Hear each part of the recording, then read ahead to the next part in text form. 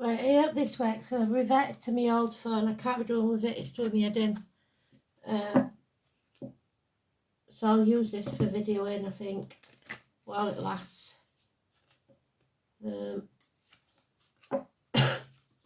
18th of September 2025. I'm doing this the day before because I'm on my travels again. Go see my son, my mum, and the daughter and the grandbabies.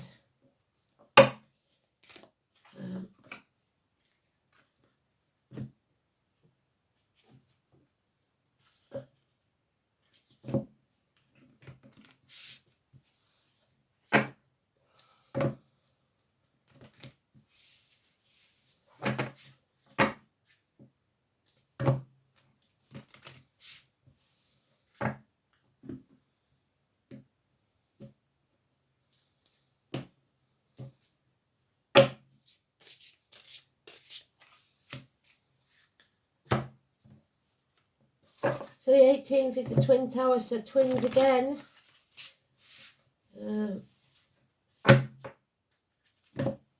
Gemini. It is about whether there's light at the end of the tunnel or not. After 9/11, you know, we felt that there wasn't. But we got through that. If we can get through that, we can get through anything. So, let's see then. Third house again, Gemini. So the twins, Taurus and Uranus, rebellion. Your sense of self-worth, your material worth, and how you communicate.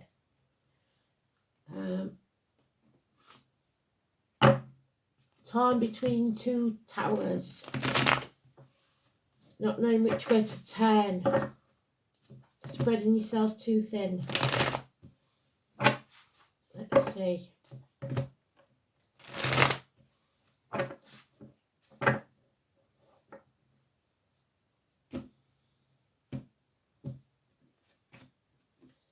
There's a tower on the cut.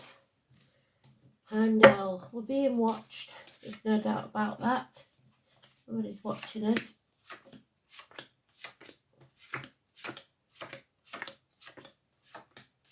For what reason?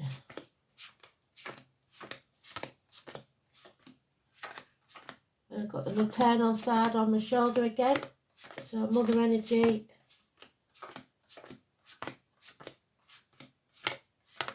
Oh, very strong mother energy.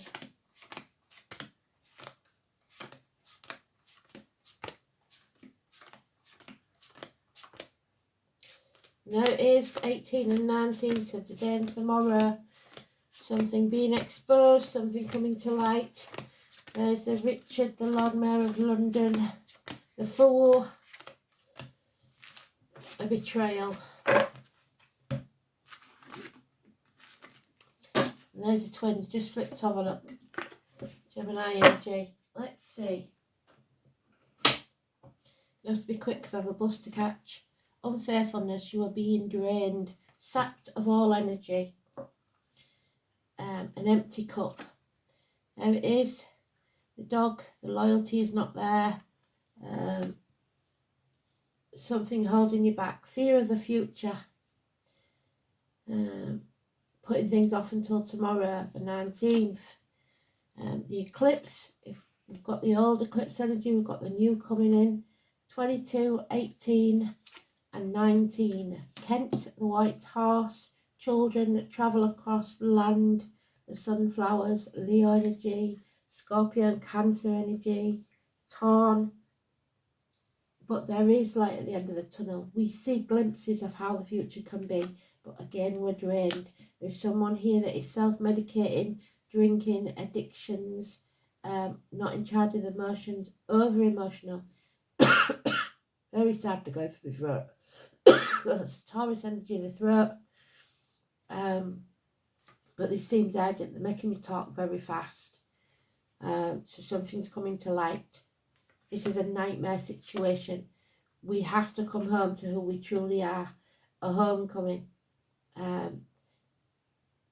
there is a welcome at the door. So home is where the heart is, where there's a fire in the hearth, food on the table, and a welcome at the door, because we're wasting our energy, time, effort, breath on this. We're becoming a victim or a martyr in the year of the snake. The number 4, hanging ourselves out to dry, Odin, trying to learn from this 9 days, 9 nights. Wanting to escape, needing to turn your world upside down. So 9 days there, Odin's 9 days there. Wednesday, what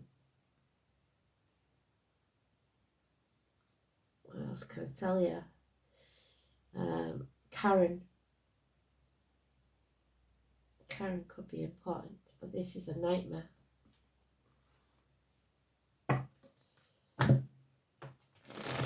So 18 and 19 is positive.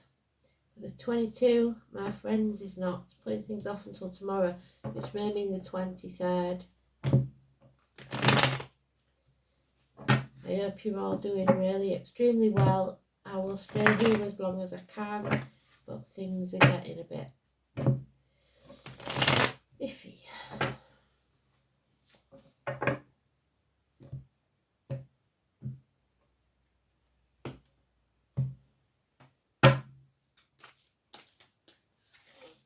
Yeah, Spirit are going to give us a gift of an opportunity, and it can't be missed within a year. A new home, a new life, a new business. The key is a solution, the seed that's been sown. We must nurture it. Patience will be needed. It's not going to happen overnight. Yeah, because there is unfaithfulness here. There are those who are draining our cup. We must refill it ourselves. The cup is never half empty or half full. It's refillable by you. There will be a passing, an ending, a death, but enough is enough. What doesn't kill you, what doesn't kill you makes you stronger. It's an end to pain, physical and emotional. An apology is coming. Small improvements in finance, career. Those in the military, those in uniform of dark complexion, those with a scar on the leg, the limp, the amputation. Manchester, the bees. And Scorpio, there is 8th house, we had it yesterday. Death and rebirth. Loving yourself unconditionally. There is a couple here now. The man is unhappy, the female is full, and it's shared resources and the reproductive organs. There is abandonment, fear of abandonment here. A decision has to be made.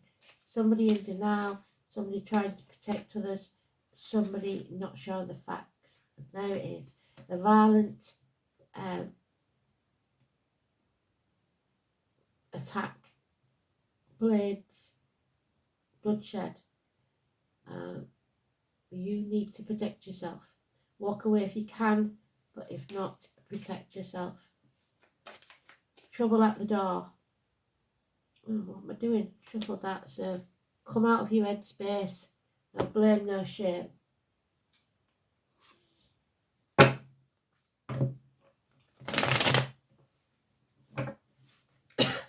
So there's more to come before this is over.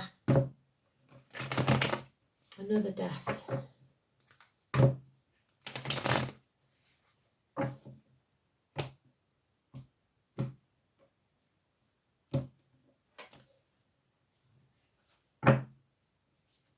Sanctuary, refuge. Yeah, a narcissist is involved in this. It could be a child. It's somebody whose emotions are stunted. Their emotional growth is stunted. And somebody is trying to control this, being stubborn or greedy.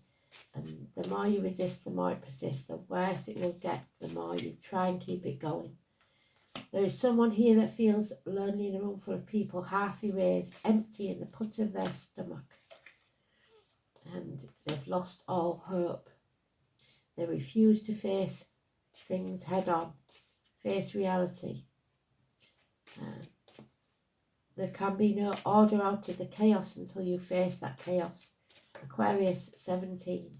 We must learn some hard lessons. Sagittarius, the hunter, Diana, Artemis, Fred, Alice. We're being put through this blacksmith's forge and was battered and battered and battered till we learn our lessons. We don't need to repeat them. A new team is needed within 3 years.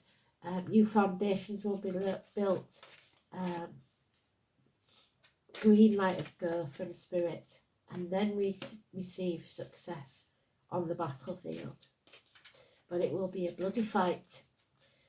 And then it's a new home, a celebration, a marriage. But there's no love in this situation.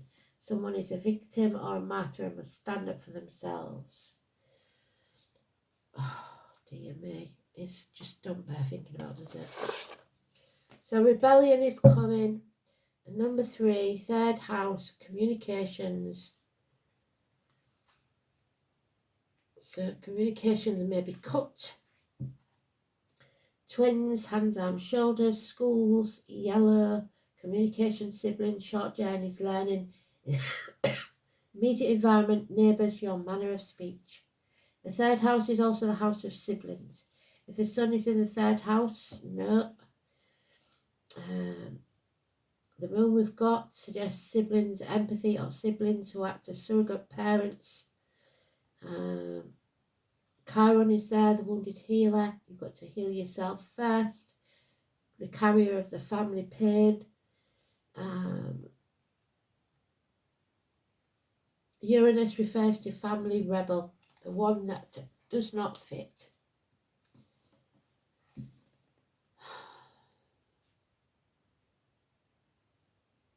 Uranus in Taurus.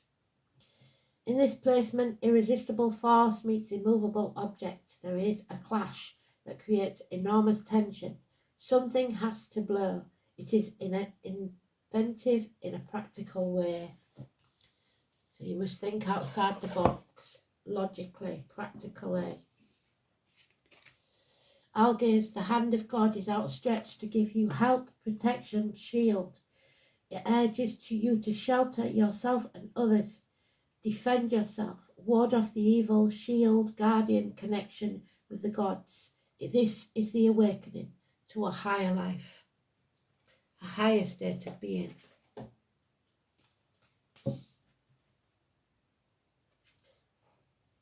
Oh, I didn't pick a song because I was too thingy. But that higher state of being, it's something to do with journey. I'll have a look. That's what's coming into my head now. So that will be the one. A state of grace or something like that. I'm not quite sure what it's called. I'll find it. That was very strange. I didn't think of a song. It is 15. Healing and protection. Heimdall watching over us from his tower. The outstretched hands, the footprints of the birds. A branch of the family perhaps. Algaze. It's mostly found in marshes, it grows in water, inflicts terrible wounds, yes. Blood burns every man who grasps it. There it is, the terrible wounds. 5 of Swords. Somebody is wounded here. And it's somebody in the family that carries the burden for everyone else. Where is that 5 of Swords? There it is. Mortally wounded. The letters Z, R or M, well I've got both of them haven't I, so although there are other runes that represent these sounds. The yew tree is however also associated with lime trees, so Lyme disease or needing to eat more lime. The semi-aquatic plants such as reeds, rushes, eelgrass and sedge. It's the outstretched hands of the god Tyr, who sacrificed himself. There you go. For the safety of the universe. Its outstretched branches of a tree, footprints of a bird, such as a crow or a raven, which is Scorpio. The upright position of this rune was used to denote the date of birth of a Viking tombstone. Inverted, so a date of birth, because we've got it upright, rebirth. The date of death, so death and rebirth. It's the Valkyrie, the shifting warrior women. So the women will fight. These daughters of Odin were the protectors of the brave men in battle, but also chose the most suitable candidate for the seat at their father's table in Valhalla after their deaths. Accomplished in magic, the Valkyrie often took the form of carrion birds when carrying out their grim business. The footprint of these birds made by the origin of the shape of this rune. The brooding watchman of the gods, Heimdall, the tower, 16. Connection with Algis became he, in his form, a beacon or a watchtower, in symbolic of the illumination that Algis can give. So something is being illuminated. It is a supreme rune for healing and protection. Ancient magic. It is said that the power of Algis could protect not only oneself, but your family and friends too. Bearing this in mind, the appearance of Algis in a region suggests there will be a successful outcome to your endeavours. There we go. And that a health problem will be overcome. That help will be given to you by a caring friend. Where's she gone? Was that yesterday? The lady in uniform. Although this is a rune of self-interest, it does not denote selfishness. Its main message is that you should make time for yourself. Hold on to your dreams and desires. The demands of others should be secondary consideration, because if you don't look after yourself, there will be no one in a position to look after anyone in the future. Any creative ventures are favoured by the appearance of Algis. You may take up a new and therapeutic hobby and delve into fascinating areas that you've previously escaped your notice. Algis is also the rune of meditation, and the message is of reading. It may point the way to personal illumination of some kind, so something coming to light. Number 10, we've got it again in the reverse. This is Hellebore, so it could be 10 Downing Street, it could be in my home. Could be a birthday, the date for your diary, where you live.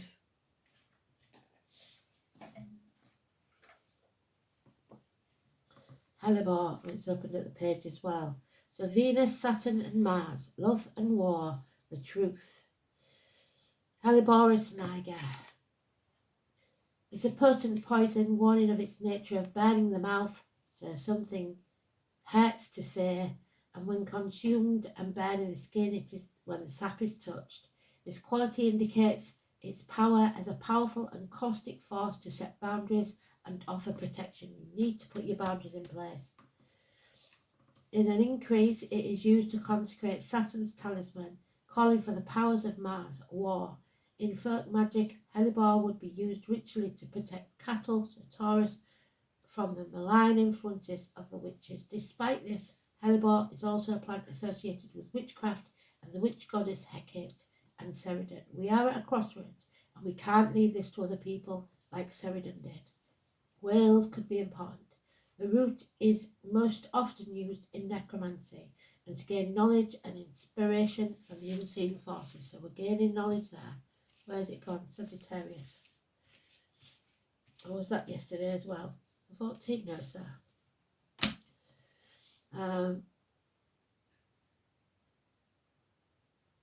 These qualities are lent by its less obvious feature. Its blooms in the wintertime are often under the snow, giving it the name Christmas rose. So the name rose, born at Christmas maybe. And its growing nature is often at the edge or within forests, though it can also take full light. Another variety, Helleborus orientalis, blooms closer to Easter, so the resurrection, and is named the Lenten or Easter rose. Despite hellebore being in the buttercup and not the rose family, the ground-up root of hellebore is sprinkled in a circle around oneself for invisibility. You want to disappear. There's the Five of Pentacles, feeling lonely in a room full of people there. Change is coming. The deeper mystery of hellebore is the darkness, the subtle, the stillness and the silence. Its healing magic is for those who feel they are unseen and invisible, or unloved and underappreciated. It aids any solitary healing process where we have to be alone in our pain or grief in our hearts, where we must find the love of the divine, of the goddess on our own.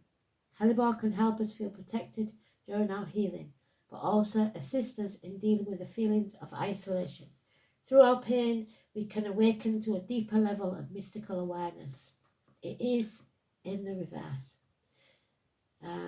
Not wanting to be alone, feeling alone in the darkness, rather than choosing to be alone. We feel the choice was made for us by others or circumstances beyond our control.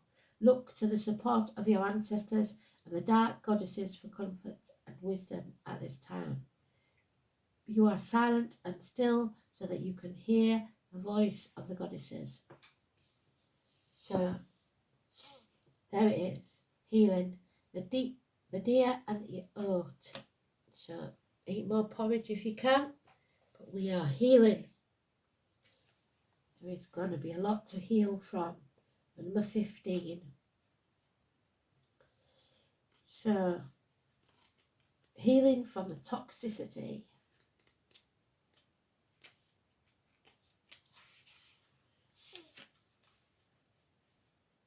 The shy and gentle fallow deer is known for its white spots and the broad velvety antlers it sheds and regrows each year. Similarly, oats are a symbol of restorative nutrition. Even in poor soil, oats can flourish, providing hearty sustenance. It is time for you to rest and recharge.